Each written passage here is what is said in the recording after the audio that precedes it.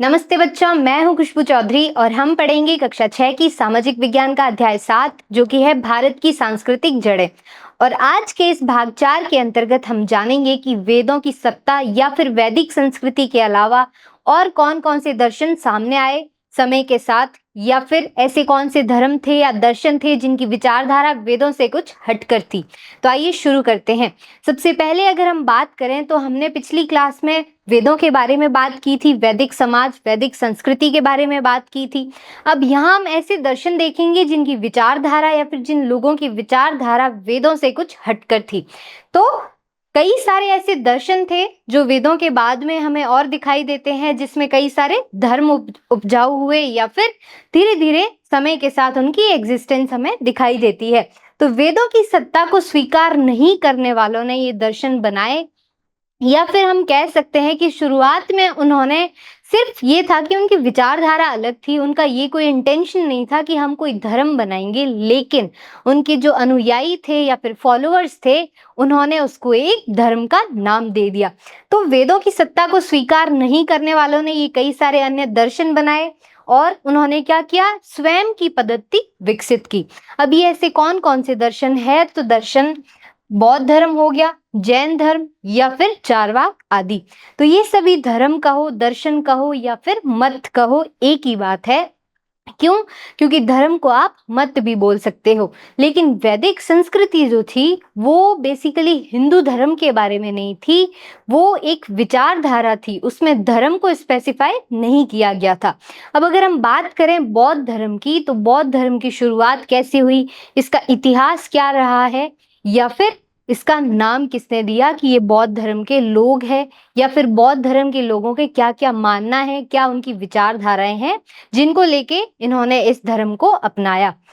तो हम जानेंगे सिद्धार्थ गौतम के बारे में। अब आप सोच रहे होंगे सिद्धार्थ गौतम कौन है, तो बच्चों भगवान बुद्ध, उनका नाम सिद्धार्थ गौतम था। वो एक युवा राजकुमार थे जो कि एक राजमहल के अंदर रहते थे, लेकिन उनके पास सारी सुविधाएं थी।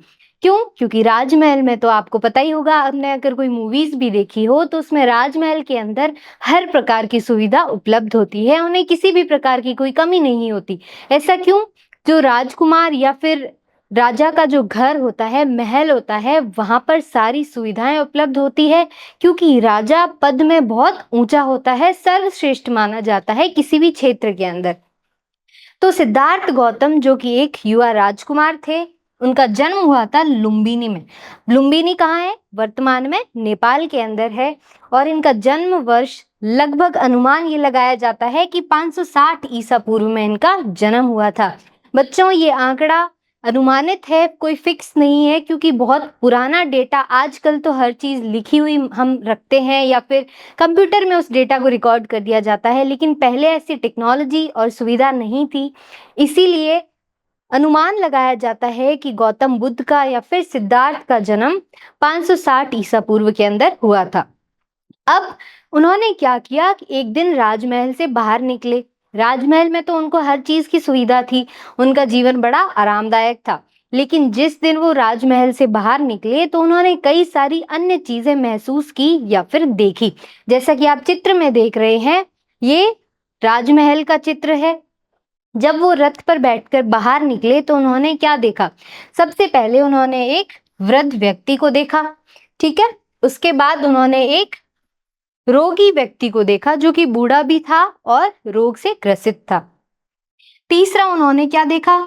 एक शव देखा, लाश देखी। और चौथे नंबर पे उन्होंने एक गुरु कह सकते हैं आप, या फिर ये जो अपनी भक्ति में खोए हुए हैं गुरु, इनको देखा। ब्रह्मचार्य जीवन बेसिकली यहाँ पर दिखाया गया है। फिर इन्होंने क्या किया, इतने अलग अलग प्रकार के लोगों को देखा तो इनको लगा कि जो इनके राजमहल में इनका जीवन है उससे बाहर की दुनिया बहुत ही ज्यादा अलग है। जैसा राजमहल में हर सुख सुविधा है वैसी ही बाहर नहीं है, बाहर संसार दुखों से भरा हुआ है। इसीलिए उन्होंने एक दिन क्या किया, अपना महल छोड़ दिया और निकल लिए वहां से। किसकी खोज में? सत्य की खोज में, ज्ञान की खोज में। तो ये थी सिद्धार्थ गौतम की कहानी कि कैसे उन्हें लगा राजमहल की दुनिया और बाहर की दुनिया में बहुत ही ज्यादा फर्क है। आगे बढ़ते हैं। उन्हें ज्ञान की प्राप्ति कब हुई? उन्होंने कई दिनों तक ध्यान किया। ध्यान करने से इंसान अपने आत्मबोध पर या फिर चिंतन करता है वो कि मैं क्या हूँ या ये संसार क्या है। तो इसी प्रकार उन्होंने कई दिनों तक ध्यान किया। अब ध्यान कहाँ किया, तो वो किया पीपल के एक पेड़ के नीचे। कहाँ? पीपल के पेड़ के नीचे। हो सकता है आपसे परीक्षा में पूछा जाए कि उन्होंने किस पेड़ के नीचे ध्यान लगाया था, तो वो था पीपल का पेड़। और बोध गया जो कि आज बिहार में है, वहां पर उनको ज्ञान की प्राप्ति हुई। याद रखिएगा, सिद्धार्थ गौतम को ज्ञान की प्राप्ति कहाँ हुई? बोध गया में। आज कहाँ पर है? बिहार के अंदर है। उनको क्या अनुभव हुआ? बुद्ध का एक कहना है कि संसार दुखों का घर है, दुख का कारण मोह है और मोह से परे मोक्ष है। अर्थात संसार में बहुत ही ज्यादा दुख है और उस दुख का कारण क्या है? लोगों का लालच, उनका मोह। और अगर वो मोह त्याग दिया जाए तो फिर इंसान को इस संसार के दुखों से मुक्ति मिल जाती है। तो उनको मानवीय कष्ट के स्रोत पता लगे। मतलब कौन कौन से सोर्स है या फिर कौन कौन से कारण है जिनकी वजह से मानव को दुख होता है या फिर उनमें दुख निहित है। तो वो है अविद्या, जिसको हम अज्ञान भी बोल सकते हैं, कि लोगों को ज्ञान नहीं होता या फिर कुछ लोगों को ज्ञान होता है लेकिन अधूरा ज्ञान होता है। दूसरा कारण है मोह। तो ये जो दो कारण है, इन्हीं कारणों को दूर करने के लिए बुद्ध ने एक विधि संकल्पित की। कौन सी विधि, वो हम आगे जानेंगे। यहाँ पर याद रखिएगा बच्चों, बुद्ध का बेसिकली ये मानना था कि संसार दुखों का घर है, दुख का कारण मोह है, और अगर मोह त्याग दिया जाए तो मोह से परे क्या है? मोक्ष है। तो इसी प्रकार से भगवान बुद्ध ने अपनी सत्य की या फिर ज्ञान की प्राप्ति के लिए ध्यान लगाया और बोध गया में उनको ज्ञान की प्राप्ति हुई। सिद्धार्थ को फिर बुद्ध के नाम से जाना जाने लगा। शुरुआत में उनका क्या नाम था? सिद्धार्थ गौतम, लेकिन बाद में उनको बुद्ध बोला गया। बुद्ध का अर्थ क्या है बच्चों? उसका अर्थ है ज्ञानी या फिर जागृत व्यक्ति। याद रखिएगा, जागृत व्यक्ति अर्थात आप जागृत हो या फिर एकदम चेतावनी से घिरे हुए हो, चेतक हो एकदम अपने मन को लेकर कि क्या आसपास हमारे चल रहा है। तो इसी प्रकार से वो जागृत थे हर चीज से कि संसार में क्या हो रहा है, लोग किस चीज के पीछे भाग रहे हैं। तो बुद्ध ने जो भी ज्ञान प्राप्त किया था उसका उन्होंने क्या किया? उपदेश देना आरंभ कर दिया। याद रखना, उन्होंने उपदेश देना आरंभ किया जो भी ज्ञान उन्हें प्राप्त हुआ। क्यों? क्योंकि संसार में लोगों का जीवन क्या है? दुखों से भरा हुआ है। अब अगर उस दुख को कम करना है तो कोई तो आके उनको जागृत करेगा। तो जैसे ही सिद्धार्थ बुद्ध को ज्ञान की प्राप्ति हुई या फिर वो जागृत व्यक्ति बने, उसके बाद उन्होंने उसका उपदेश देना प्रारंभ कर दिया, जिसकी वजह से क्या हुआ?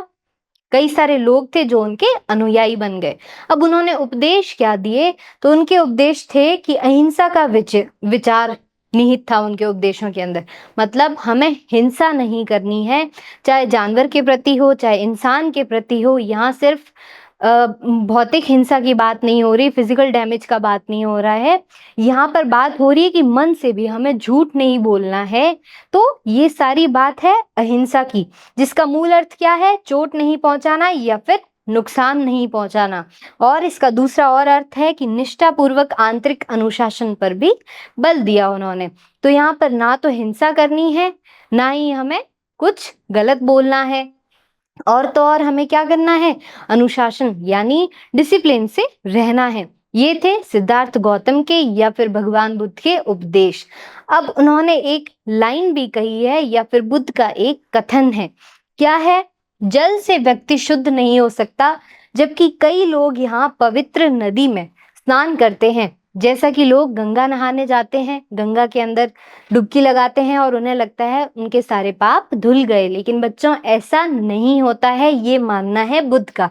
परंतु वह व्यक्ति शुद्ध है जिसमें सत्य और धर्म निवास करते हैं। बुद्ध का कहना है कि जो लोग सत्य बोलते हैं, जिनके मन में कोई पाप नहीं है, धर्म को फॉलो करते हैं, सिर्फ वही लोग शुद्ध है। बाकी किसी भी नदी में स्नान करने से कोई शुद्ध नहीं हो जाता।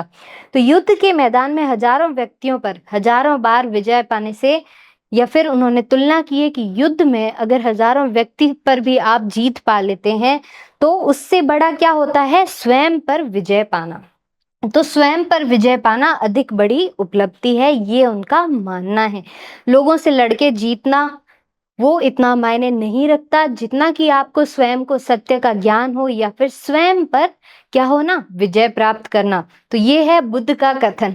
इससे एक और कथन याद आ गया या फिर मुहावरा याद आ गया, 100 चूहे खा के बिल्ली चली हज को। तो जब बिल्ली मौसी हज को जाती है इतने सारे चूहों को खाकर, तो वो पाप उसने कर दिया है। तो किसी नदी में डुबकी लगाने से या हज यात्रा करने से कुछ नहीं होगा, ये बुद्ध का मानना है। क्यों? क्योंकि जिन लोगों के मन में धर्म और सत्य निवास करते हैं, सिर्फ वो ही लोग शुद्ध हैं। आगे बढ़ते हैं। बुद्ध ने संघ की स्थापना की। अब यहाँ पर संघ बेसिकली उन्होंने कोई धर्म का विकास नहीं किया था, उन्होंने सिर्फ एक संघ की स्थापना की थी, जिसमें भिक्षुओं या फिर भिक्षुणियों का समुदाय, जिन्होंने क्या किया, स्वयं को बुद्ध के उपदेशों के पालना की और उसका प्रसार करने के लिए समर्पित कर दिया। भिक्षु कौन हो गए? जो मेल इनके अनुयायी थे, अर्थात जो आदमी थे, और भिक्षुणियां वो थी जो औरतें थी, फीमेल्स थी जो बुद्ध की अनुयायी थी। तो भिक्षु और भिक्षुणियों ने खुद को बुद्ध के लिए समर्पित कर दिया, उनके उपदेश जो है उनका प्रसार करने और उसकी पालना करने के लिए समर्पित कर दिया। और बुद्ध का व्यापक प्रभाव पड़ा, कहाँ पर? भारत पर भी पड़ा और संपूर्ण एशिया पर भी, अर्थात विश्व के कई सारे क्षेत्रों में भगवान बुद्ध के जो नियम थे या फिर जो इनका मानना था सत्य पर, जो सत्य ज्ञान आदि के बारे में इनकी विचारधारा थी, उसके कई सारे अनुयायी हो गए पूरे एशिया के अंदर, ना कि सिर्फ भारत के अंदर हुए।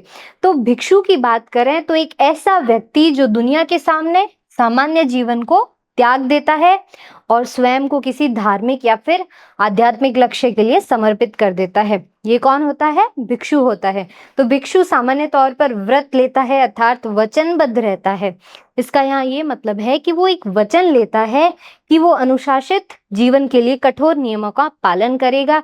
और ये नियम कौन सी विचारधारा से अपनाए गए हैं? सिद्धार्थ गौतम की विचारधारा से, जिनको बाद में भगवान बुद्ध कहा गया या फिर बुद्ध के नाम से जाना जाने लगा।